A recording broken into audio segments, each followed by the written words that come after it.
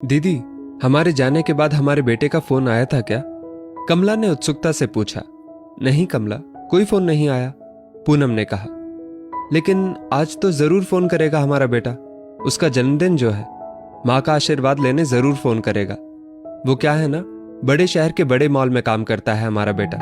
त्योहार का समय नजदीक आ गया है, अपनी माँ को भूला नहीं होगा, बस थोड़ा व्यस्त होगा।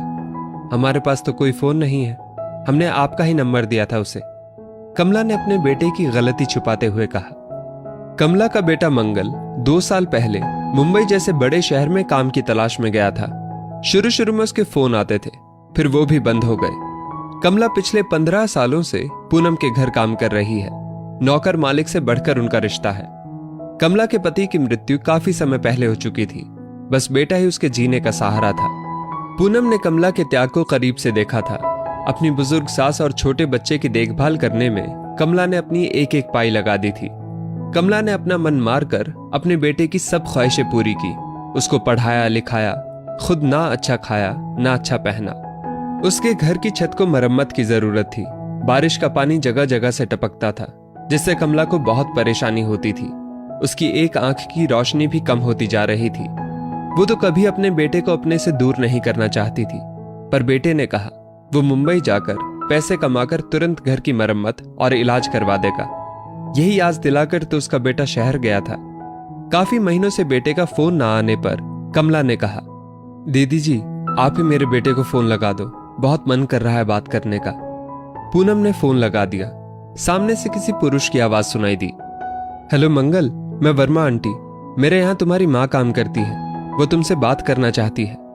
आपने गलत नंबर लगाया है, यहाँ कोई मंगल नहीं रहता। ऐसा कहकर उसने फोन काट दिया और पूनम का नंबर ब्लॉक कर दिया, जबकि वो मंगल ही था। ना मंगल आया, ना उसकी कोई खबर। जन्मदिन वाले दिन कमला बेटे के फोन के इंतजार में जल्दी काम पर आ जाती है। जैसे ही पूनम के फोन की घंटी बजती, कमला को लगता कि उसके बेटे का फोन है। उसकी आंखों में चमक आ जाती। वो बड़े उत्साह से सारा काम छोड़ पूनम के पास आ जाती, पर जैसे ही किसी और के फोन का अंदेशा लगता, वो थोड़ा निराश हो जाती। सुबह से लेकर देर रात तक कमला बेटे के फोन का इंतजार करती रही, लेकिन उसे निराशा ही हाथ लगी। मायूस होकर कमला अपने घर चली गई। कमला के जाने के बाद पूनम अपने पति सुरेंद्र जी से कहती है, मुझसे कमला की हालत देखी नहीं जाती, अपने बेटे से आस लगाए बैठी है। क्या आप मुंबई जाकर उसके बेटे की कुछ खोज खबर ले सकते हैं? हाँ ठीक है, मैं अगले हफ्ते जाने की व्यवस्था करता हूँ। सुरेंद्र जी ने मंगल के दोस्तों से उसका पता लिया। सुरेंद्र जी सबसे पहले एक बड़े मॉल में जाते हैं, जहां मंगल काम करता था। सौभाग्य से उन्हें मंगल मॉल में ही मिल गया। सुरेंद्र जी को देखते ही वो नजरें चुराने लगा। सुरेंद्र जी उसके पास जाकर कहते हैं, तुम्हारी माँ कब से तुम्हारा इंतजार कर रही है, ना तो तुम मिलने आते हो और ना ही फोन करते हो। उसकी आंखें तुम्हारे इंतजार में पथरा गई हैं। टूटे हुए मकान में किस प्रकार से रह रही हैं, इस बात का तुम्हें अंदाजा भी नहीं है। बातों बातों में पता चलता है कि मंगल ने शादी कर ली है और वो वापस नहीं आना चाहता और ना ही माँ को अपने पास बुलाना चाहता है। सुरेंद्र ने उसे काफी समझाया, पर मंगल अब कमला का बेटा नहीं रहा। अब वो केवल पैसों के पीछे भागने वाला स्वार्थी आदमी बनकर रह गया था। सुरेंद्र जी खाली हाथ वापस आ जाते हैं। साहब, हमारा बेटा मिला, कैसा है, उसकी तबीयत कैसी है, कब वापस आ रहा है? घर पहुंचते ही कमला सुरेंद्र जी से सवाल पर सवाल पूछ बैठी। हाँ हाँ कमला, मुझे सांस तो ले लेने दो, सब बताता हूँ। मुझे तुम्हारा बेटा मिला, अच्छी नौकरी कर रहा है। वो तुम्हें बहुत याद कर रहा था। वो जल्दी वापस आएगा तुमसे मिलने। उसने तुम्हारे लिए 30,000 रुपए भेजे हैं, घर की मरम्मत और तुम्हारे आंख के इलाज के लिए।